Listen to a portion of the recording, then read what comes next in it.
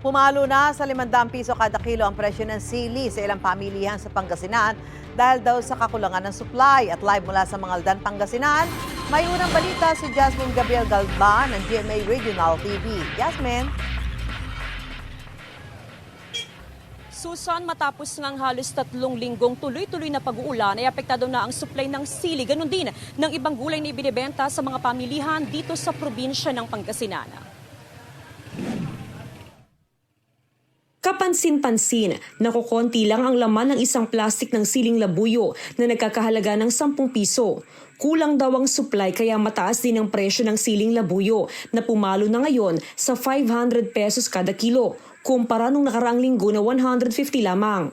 Tumaas din ang presyo ng siling haba na ngayon ay nasa 100 pesos kada kilo, kumpara nung nakaraang linggo na 30 pesos lamang. Parang po ang ano po namin, nasa 8 pieces lang po. 8 pieces, magkano ngayon? 10 piso. 10 piso. Ay dati, Ano po, marami po. Isang dakot po dati. takot. 10 pesos po. Ayon sa mga tindera, mula pa sa Quezon Province, Benguet at Pangasinan ang mga siling labuyo na inaangkat ng mga tindera sa Bagsakan Market sa Urdaneta City. Posible raw na naapektuhan ng presyo dahil sa mga nagdaang sama ng panahon. Nagmahal na po, sir. Lahat naman ng gulay, sir, nagmamahal na rin. Ay, pag sa sili. Mahal na rin, sir. Ito, katulad nito, sir, 10 piso, kakonti, maliit pa lang. Bukod sa sili, mataas din ang presyo ng ilang gulay sa mga pamilihan mula sa highland vegetables gaya ng repolyo, lettuce, mataas din ang presyo ng patatas. May kataasan din ang presyo ng native vegetable gaya ng talong na aabot na sa mahigit 100 pesos kada kilo.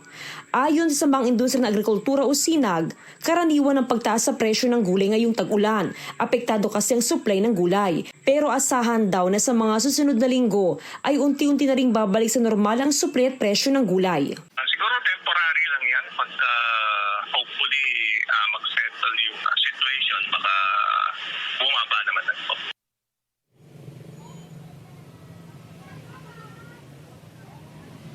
Susan, sa ngayon tuloy-tuloy ang monitoring na isinasagawa ng Agriculture Office sa mga taniman ng gulay dito sa probinsya ng Pangasinan para malaman kung gaano nga ba kalawak yung pinsalang iniwan ng nagdaang mga bagyo, ganun din ng habagat. Samantala, dito sa Mangaldan Public Market, aminado ang mga negosyante na apektado yung kalidad ng gulay na kanilang ibinebenta, kaya naman kanya-kanyang diskarte sila para mai-dispose o maibenta yung kanilang mga panindang gulay. Susan? Maraming salamat, Jasmine Gabriel Galban ng GMA Regional TV.